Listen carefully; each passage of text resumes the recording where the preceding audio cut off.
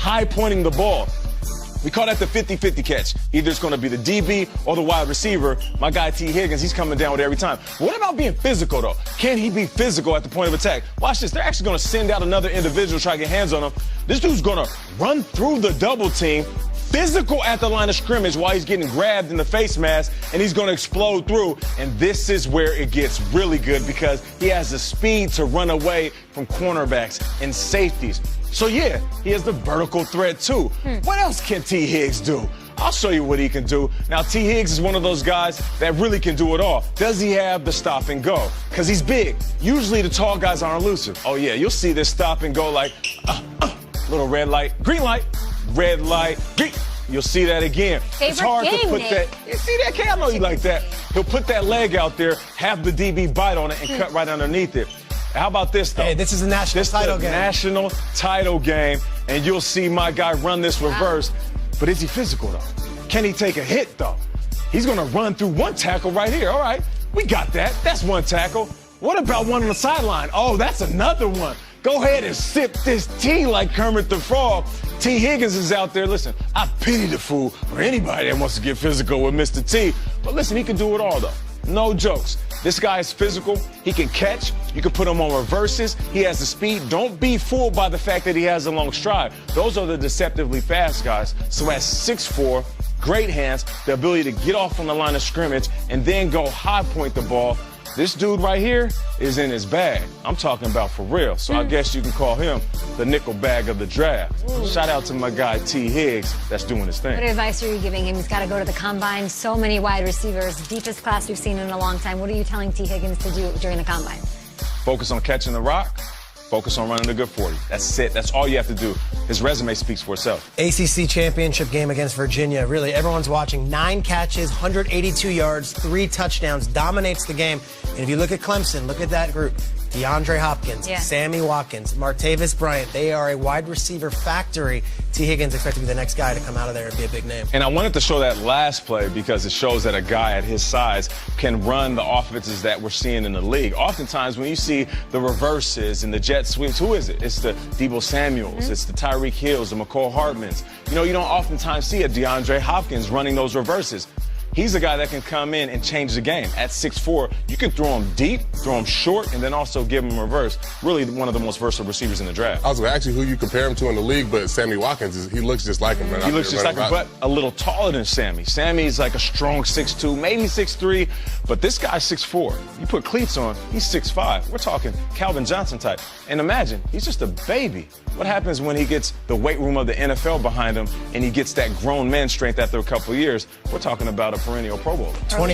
25 touchdowns the last 2 years, and they're talking first-round pick. First round. You hit him out the park. Had the same song for 11 years, I think. 11 years. What was your song? Big Papa. Okay. I mean, why would you change that? That was it. Yeah, I couldn't. You like it when they call you. It's time for the lead block. That's the lyrics. I want to start with the Rams this hour. They introduced new offensive, defensive, and special teams coordinator on Wednesday. Head coach Sean McVay had a positive attitude in discussing how he plans to improve his squad in 2020. Take a look at this.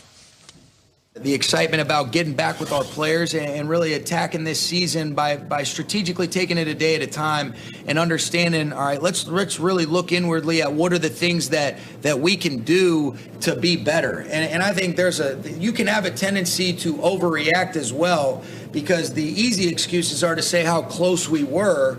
All right, but let's really look inwardly. Let's figure out how each person can do their job a little bit better and what are the things that we can do. And if, in fact, we do those, all right, it will hopefully lead to a more consistent product, a better opportunity for our players to be at their best in those 3.5-hour windows.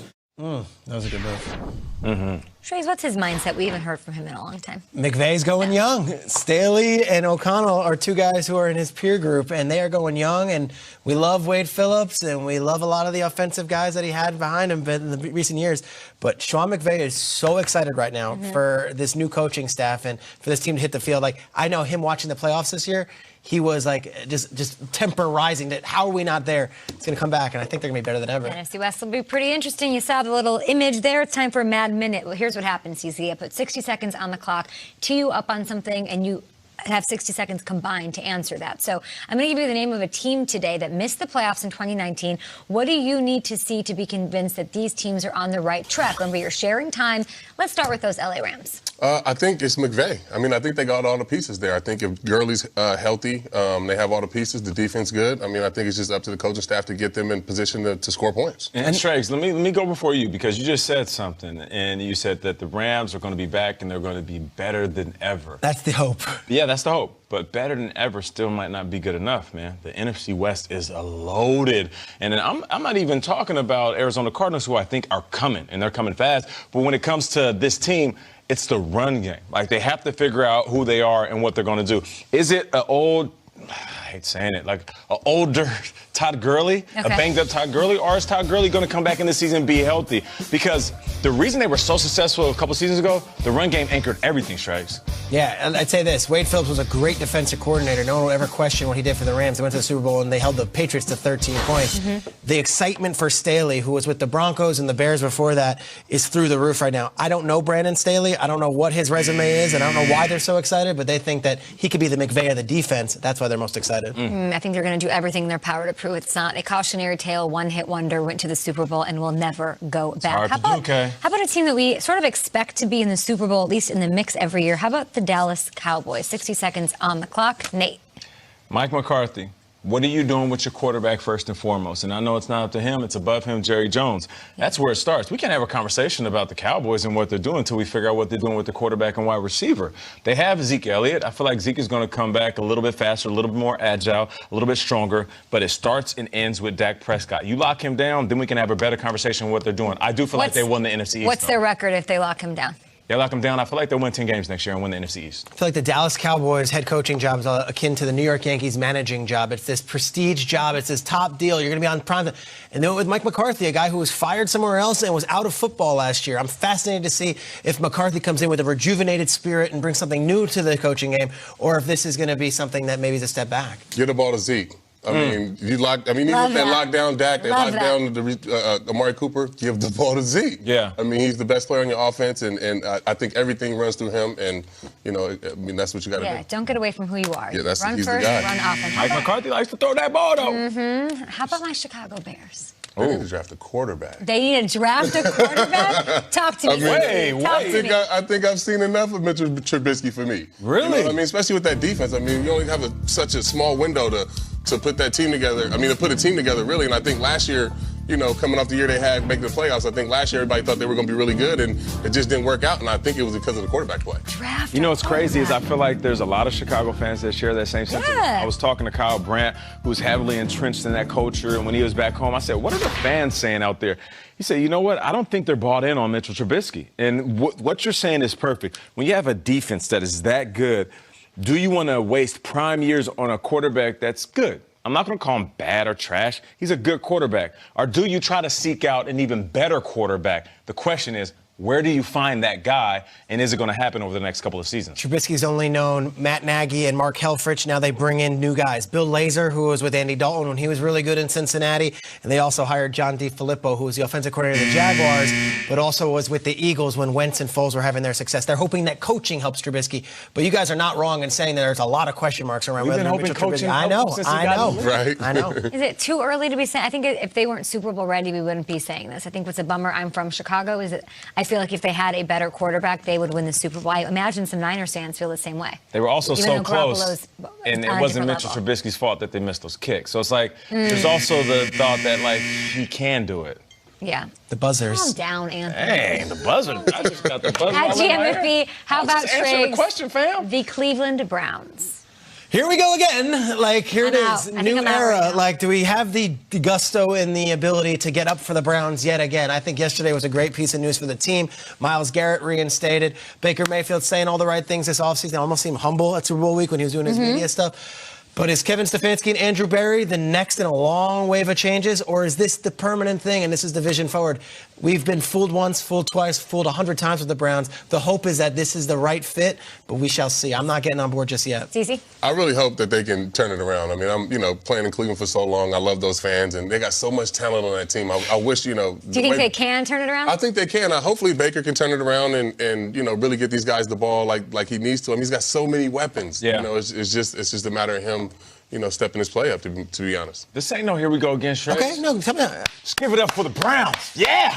Kevin Stefanski. Oh, boy. I see it, head coach. Listen, that offense for the Minnesota Vikings was cooking for a while. You take the same type of rhythm, you place it in Baker Mayfield's hands. Baker Mayfield takes care of the ball. They'll be good.